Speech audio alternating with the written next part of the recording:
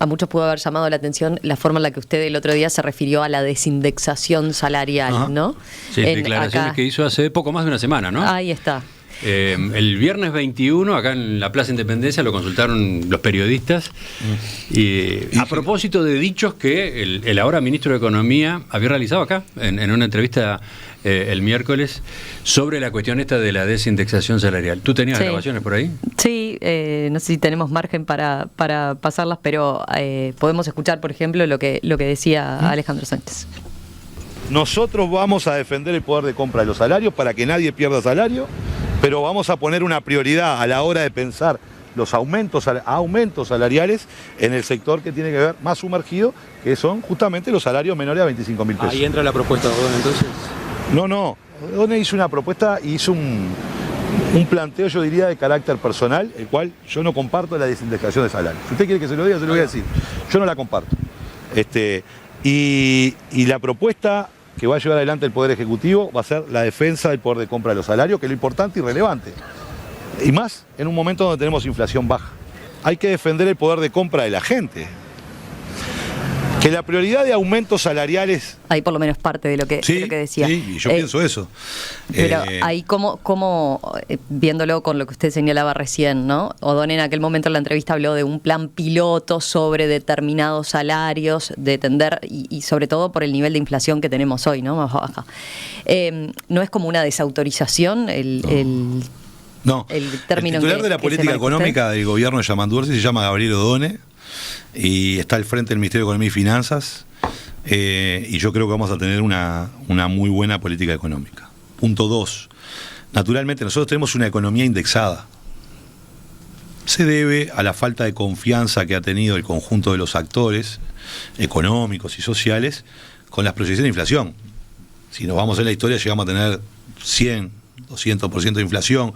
Luego, más recientemente, hemos logrado tener la inflación por debajo de 2 dígitos. Y ese ha sido un gran logro del país, pero nunca estaba en el rango meta. Ahora, después de 5 años de un gobierno que se está yendo a un altísimo costo, porque el atraso cambiario generó estragos importantes en el sector productivo, tenemos una inflación bastante baja dentro del rango meta. Entonces, a eso apuntaba Odone. Sí. El término desindexar era agresivo, era lastimoso, era preocupante en otro contexto, ¿no? Cuando la inflación era alta. Ahora que está tan baja, es otra cosa. Y hay que tener, digamos, cabeza abierta como para encararlo, ¿no? Sí. Y acá hay que poner varias cosas. Uno toma un crédito hipotecario y está indexado, en unidades indexadas. Uno firma un contrato con el Estado y tiene paramétricas de indexación.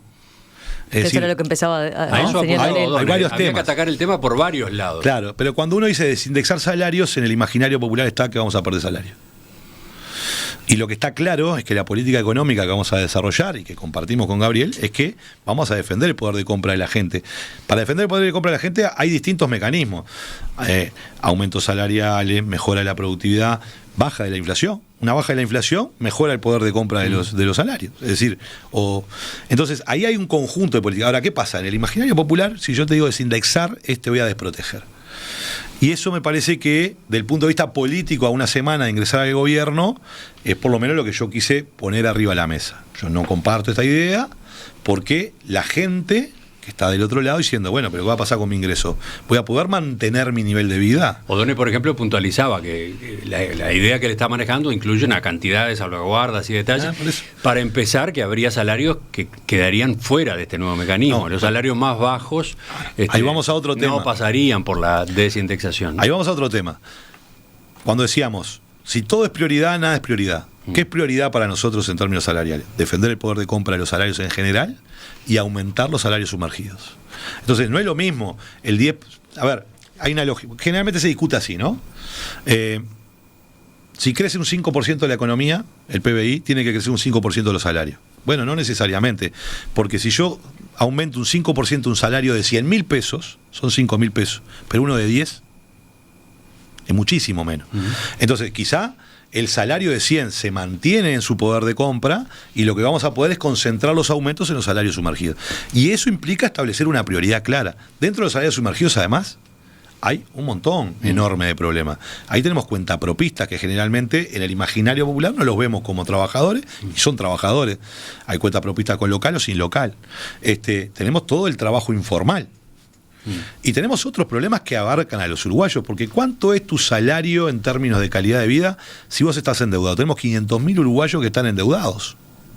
La Asociación de Bancos hizo hace relativamente poco un reperfilamiento de algunos endeudamientos y logró captar 200.000 personas, lo cual es un gran logro, yo lo felicito. Ahora quedan 500.000. Entonces, cuando vos tenés estos problemas, tenés que abordar todos estos problemas que hablan de los ingresos de la gente. Lo que tiene que quedar claro, porque la política es percepción y realidad, o al mejor decir de Michel Foucault, hay un libro que se llama Las palabras y las cosas. Entonces, cómo nombramos las cosas y cómo explicamos las cosas generan efectos en la sociedad.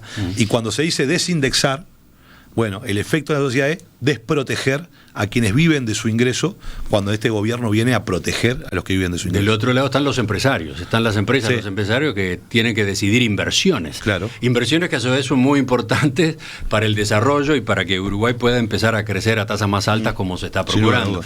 Y esos empresarios a su vez esperan señales en esta materia, en esa materia. Entonces hay que contemplar las dos partes, ¿no? Y gobernar es administrar tensiones. Y esas tensiones tienen que llevarnos. Por ejemplo, nuestro modelo no puede ser Paraguay, donde hay un 60% de trabajadores en la informalidad. No, eso está claro. ¿No? O sea, la competitividad no la tenemos que ganar por ahí. ¿Con qué la tenemos que ganar? Con lo que decíamos recién, construyendo un ecosistema de ciencia, tecnología e innovación que vuelque y que genere transferencia. Mirá, el Uruguay tiene mucha creación de conocimiento, pero no tiene estaciones de transferencia de conocimiento al sector productivo. Entonces, ahí tenemos que trabajar muchísimo. Tenemos que trabajar muchísimo en los costos fijos de la energía, tenemos que trabajar muchísimo en las oportunidades que se generan, en la apertura de mercado. Bueno, es ahí, no que la variable de ajuste sea los salarios. Pero, además de esto, muchos de esos empresarios, porque esta es una atención, no es que los empresarios, pregúntele a los empresarios que están relacionados, por ejemplo, con los contratos con el Estado, si están de acuerdo en no tener paramétricas. Van a decir que no. Entonces no es tan fácil, digamos, ¿no? Entonces, acá lo que tiene que quedar claro es lo siguiente: algunos quisieron interpretar de alguna manera. Y obviamente es parte también, seguramente mi salida no generó lo que debería haber generado. No compartimos la desindexación, vamos a proteger los ingresos de las personas, vamos a priorizar el aumento de salarios en función de la productividad, el desarrollo y los salarios sumergidos.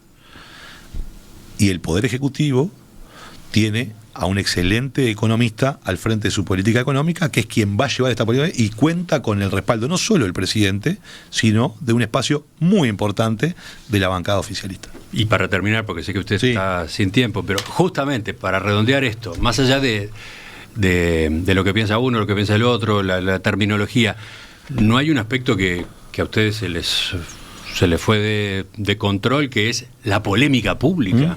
La polémica pública entre el futuro secretario de la Presidencia y el futuro ministro de Economía.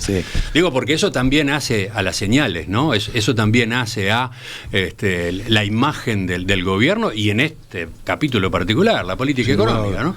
Sin lugar a dudas, ahí hay cuestiones de autocrítica de hacer. Estas son polémicas que no se tienen que generar públicamente porque generan estas interpretaciones distintas, aunque nosotros somos contestes de que siempre tiene que haber polémica, Emiliano. Sí, está bien, pero hay un punto delicado, es el ministro de Economía, que además no tiene un partido político en sí propio que lo respalde, en fin, ¿no? Ese ministro de Economía va a tener efectivamente estabilidad, va a tener todo el respaldo para desarrollar su gestión, tiene el respaldo, va a estar sometido a este tipo de vaivenes. No, tiene todo el respaldo, lo sabe el sector empresarial, porque no hace 2 días que estamos hablando con el sector empresarial.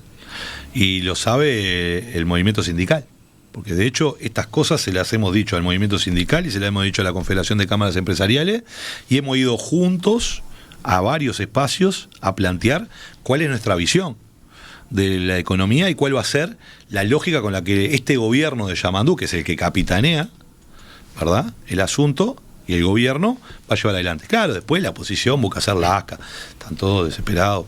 Está bien, esa es política menor. Yo asumo que esto habló y nos alertó a todos, incluso a Gabriel, esto lo conversé yo bastante con Gabriel, de, en definitiva, las precauciones que tenemos que tener a la hora de cómo asumimos nuevos roles. Yo también estoy asumiendo un nuevo rol de la Secretaría de la Presidencia y no de un senador de un sector.